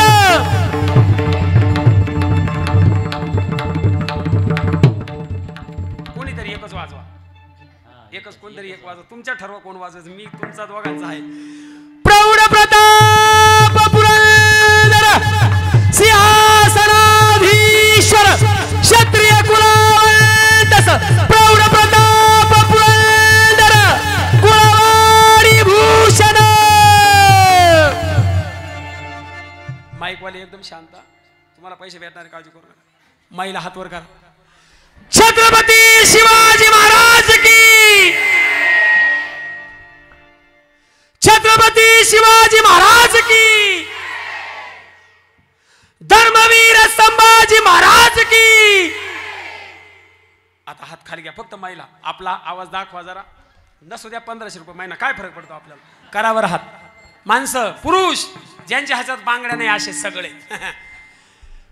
प्रौढ प्रताप पुरंदर सिंहासनाधीश्वर क्षत्रिय कुलावंत कुलवाडी भूषण धर्मवीर संभाजी महाराज की.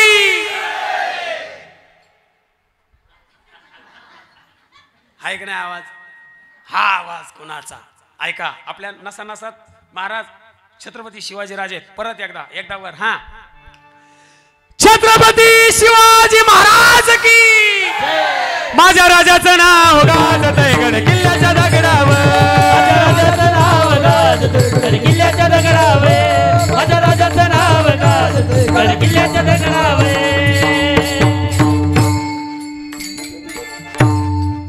मी काय करत असतो महाराज, मी असं लोकांना रिचार्ज करत असतो. त्या वडाला गरके मारायला बायका जातात वर्षात एकदा, म्हणजे त्या 364 दिवसासाठी रिचार्ज झाल्या. हा माझाच आहे पुढील 7 जन्म.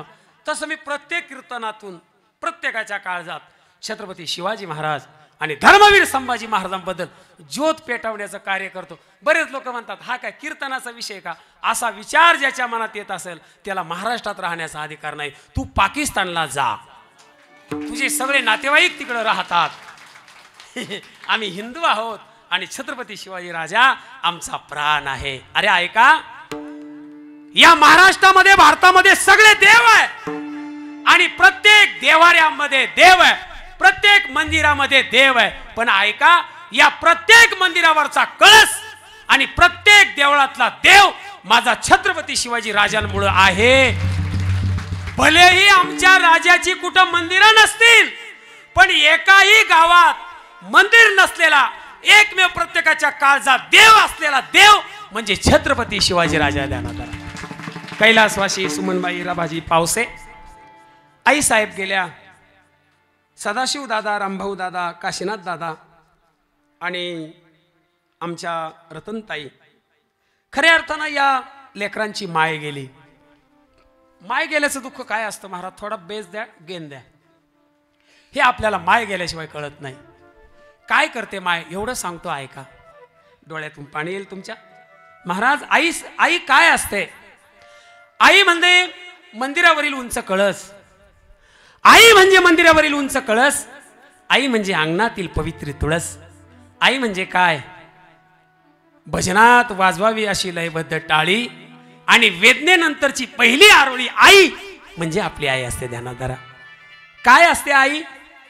ज्या वेळेला जुना काळ असतो, लेकरं लहान असतात, काम करायला, काबाड कष्ट करायला जास्त रोज नसतो, त्यावेळेला ती आई काय करते?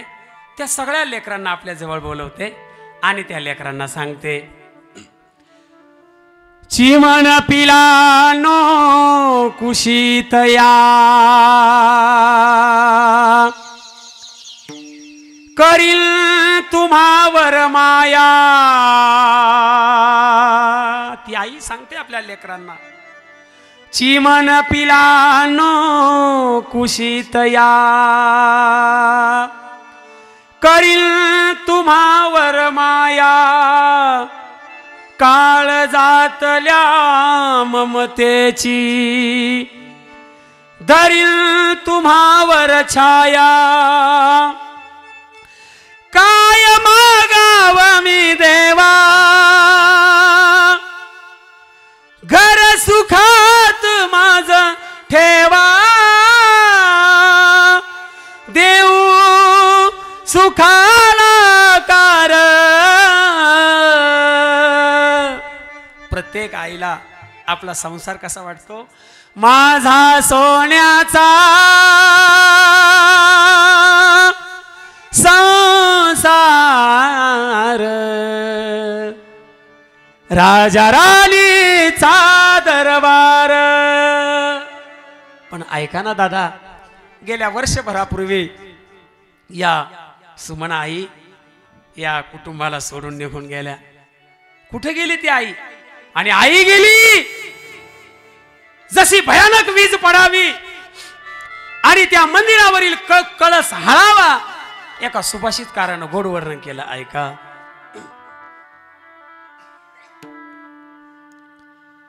माया मंदिर हलले, लागे कळस फुटाया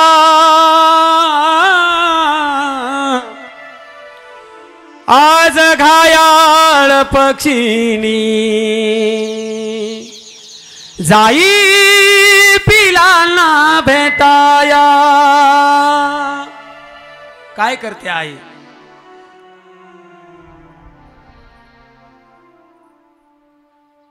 तिने बांधल घरट दिला विसावा निवारा. तिने बांधल घरट दिला विसावा निवारा. घेऊन या पंखा खाली बरविला मोती चारा. धूर उडाली पाखर पांग आईच फेडाया. आज घायाळ पक्षीनी जाई पिलांना भेटाया. ऐका, आई ज्या दिवशी गेली महाराज, आभाळानं बोलाविल, ओढ रक्ताला लागली, काळजाच्या पणतीत प्राण ज्योत शारली. महाराज आई गेली का आपलं सगळं संपलं. आणि अशी आई ज्या वेळेला जाते ना त्यावेळेला प्रश्न पडतो का आता आई म्हणायचं कुठं. आई आई आई हका मारू मी कुणाला.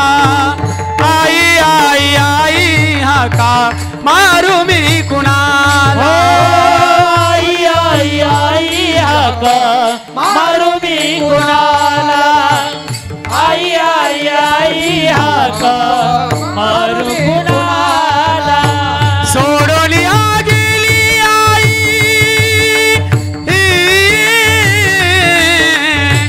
सोडून गेली आई आम्हाला कराला. आई आई आई हका मारू मी कुणाला. आई आई आई हका मारू मी कुणाला.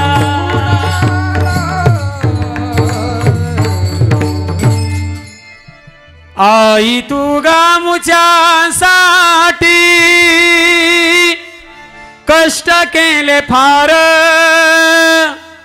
सोडून गेली आई घर परिवार. सोडून गेली आई घर परिवार.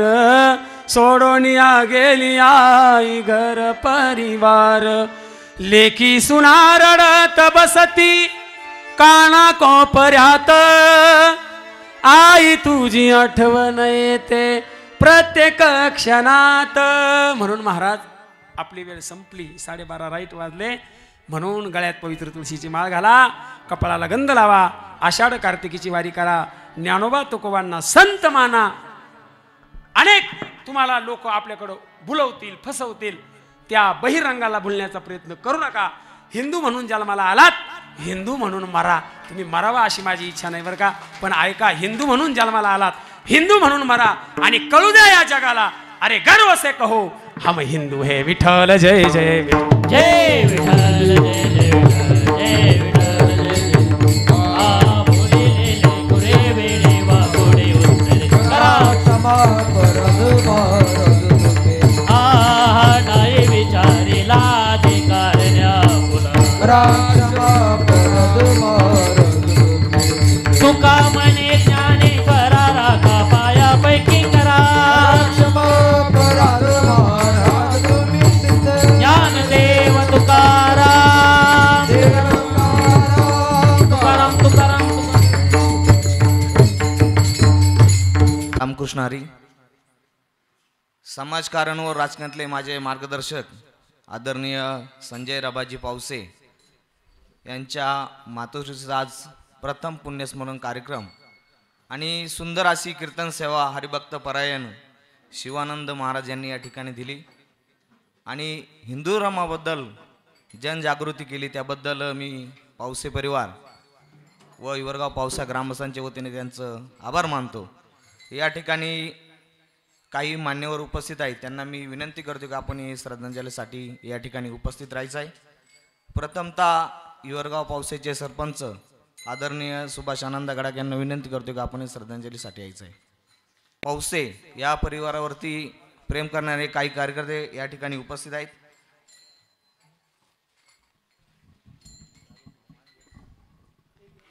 आज या ठिकाणी हिवरगाव पावसा येथील एक आदर्श माता, सुसंस्कृत व्यक्तिमत्व कैलासवासी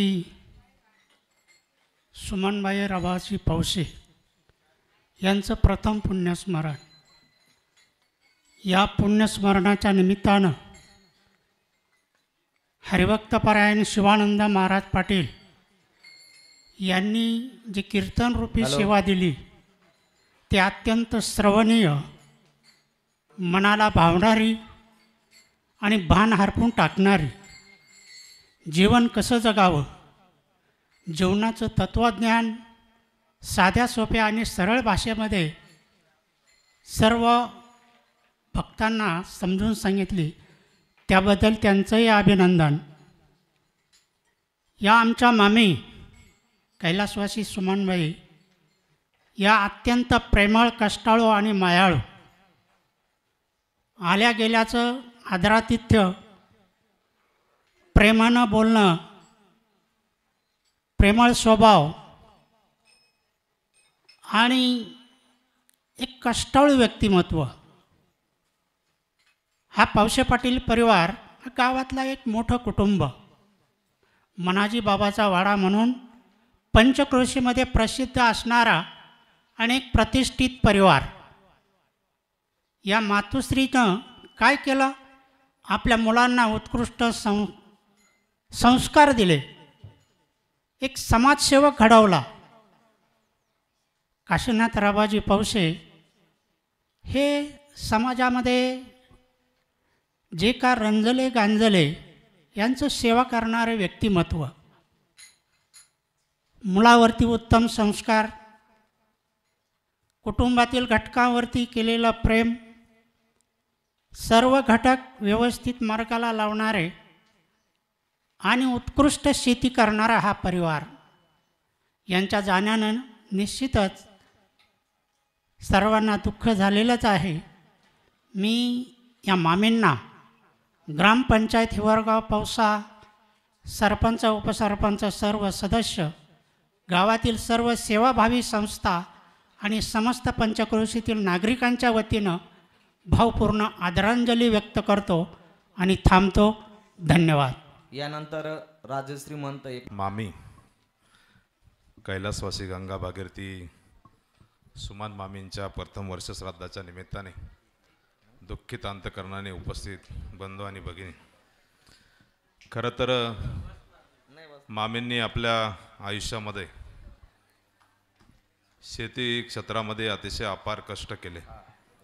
कष्टावर निष्ठा असलेला हा परिवार आणि कष्ट करत असताना आपल्या मुलांवरती चांगले संस्कार केले. 2 मुलं चांगली शेती करत असताना आमचे मेवणे काशीनाथ भाऊंसारख्या तुमच्या परिसरामध्ये त्यांना संजीव भाऊ म्हणून ओळखतात. त्यांनी या गावामध्ये आणि तालुक्यामध्ये सामाजिक क्षेत्रामध्ये मोठं काम उभं केलं. देवगड देवस्थान असेल किंवा गावातील विविध सामाजिक संस्था असेल, याच्यामध्ये मोठं काम उभं करून जनतेची सेवा करण्याचं या ठिकाणी काम त्यांनी केलं. त्यांच्या या कार्यातून जो समाज आणि जी सेवा उभी राहिली, त्या सर्व याच्यातून आईच्या चेहऱ्यावरती एक कृतज्ञता उभी राहिली. आईच्या जाण्याने पावसे परिवारावर जे दुःख झालं आहे ते दुःख सावरण्याची शक्ती जगज्ञात्या परमेश्वराने त्यांना द्यावी अशी मी परमेश्वरचरणी प्रार्थना करतो. आणि कैलासवासी मामींना मी माझ्या वल्वे परिवाराच्या वतीने, महाराष्ट्र राज्याचे जलसंपदा मंत्री तथा अहिल्यानगरचे पालकमंत्री नामदार राधाकृष्ण विखे पाटील यांच्या वतीने, संगमनेर तालुका भारतीय जनता पार्टीच्या वतीने आणि आपल्या संगमनेरचे लोकप्रिय आमदार अमोलभाऊ खताळ यांच्याही वतीने भावपूर्ण आदरांजली वाहतो आणि थांबतो. धन्यवाद. धन्यवाद. मयूर आज या ठिकाणी भारतीय जनता पार्टीचे माजी तालुका अध्यक्ष आणि आमचे मार्गदर्शक काशीनाथजी पावसे यांच्या मातोश्री आणि एक आदर्श माता कैलासवासी गंगा भागीरथी सुमनबाई पावसे यांना त्यांच्या प्रथम पुण्यस्मरणाच्या निमित्तानं आपण भावपूर्ण आदरांजली आणि त्यांच्या आठवणींना उजाळा देण्यासाठी या ठिकाणी जमलेलो आहोत. आज या प्रथम पुण्यस्मरणाच्या निमित्तानं हरिभक्त पारायण शिवानंद महाराज पाटील यांची कीर्तनरूपी सेवा पार पडली. त्याबद्दल महाराज मी आपल्याला या पावसे पाटील परिवाराच्या वतीने धन्यवाद देतो, आपले आभार मानतो. याआधी आजींना आदरांजली समर्पित करताना अनेक वक्त्यांनी आजींचा जीवनपट आपल्याला सांगितलेला आहे. मी फार काही बोलणं उचित ठरणार नाही. खरं तर जुनी माणसं ही हाताने काम मुखाने नाम आणि अंतकरणामध्ये राम अशा प्रकारचं जीवन जगायचं. अशाच प्रकारचं एक निरागस सालस आणि सात्विक जीवन या आजी जगल्या. महाराज जीवनामधून आई जाणं म्हणजे जी स्थिती देवाची होते तीच आपली होतं. म्हणूनच म्हणतात ना, स्वामी तिन्ही जगाचा आई विना भिकारी. याप्रमाणे आजींचं या काशीनाथ भाऊंच्या जे डोक्यावरती मातृछत्र होतं ते हरपलेलं आहे. आणि या पावसे पाटील परिवाराचं एक सामाजिक आणि राजकीय क्षेत्रामध्ये एक मोठं नाव, एक दबदबा आणि एक समाजामध्ये आपली एक स्वच्छ प्रतिमा आहे. आणि खरं तर हे चांगलं कर्तबगार कुटुंब, गोकुळासारखं असणारं कुटुंब, या कुटुंबाचा पाया ज्या आजींनी रचला तो पायाच 1 वर्षापूर्वी या कुटुंबातून गेला.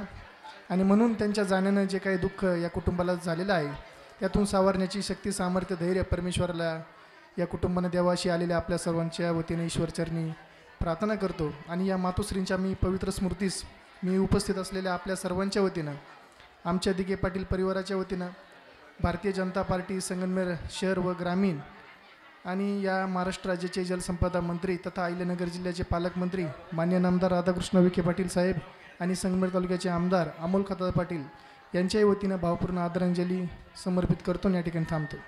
यानंतर डॉक्टर प्रमोद पावसे यांना विनंती करू.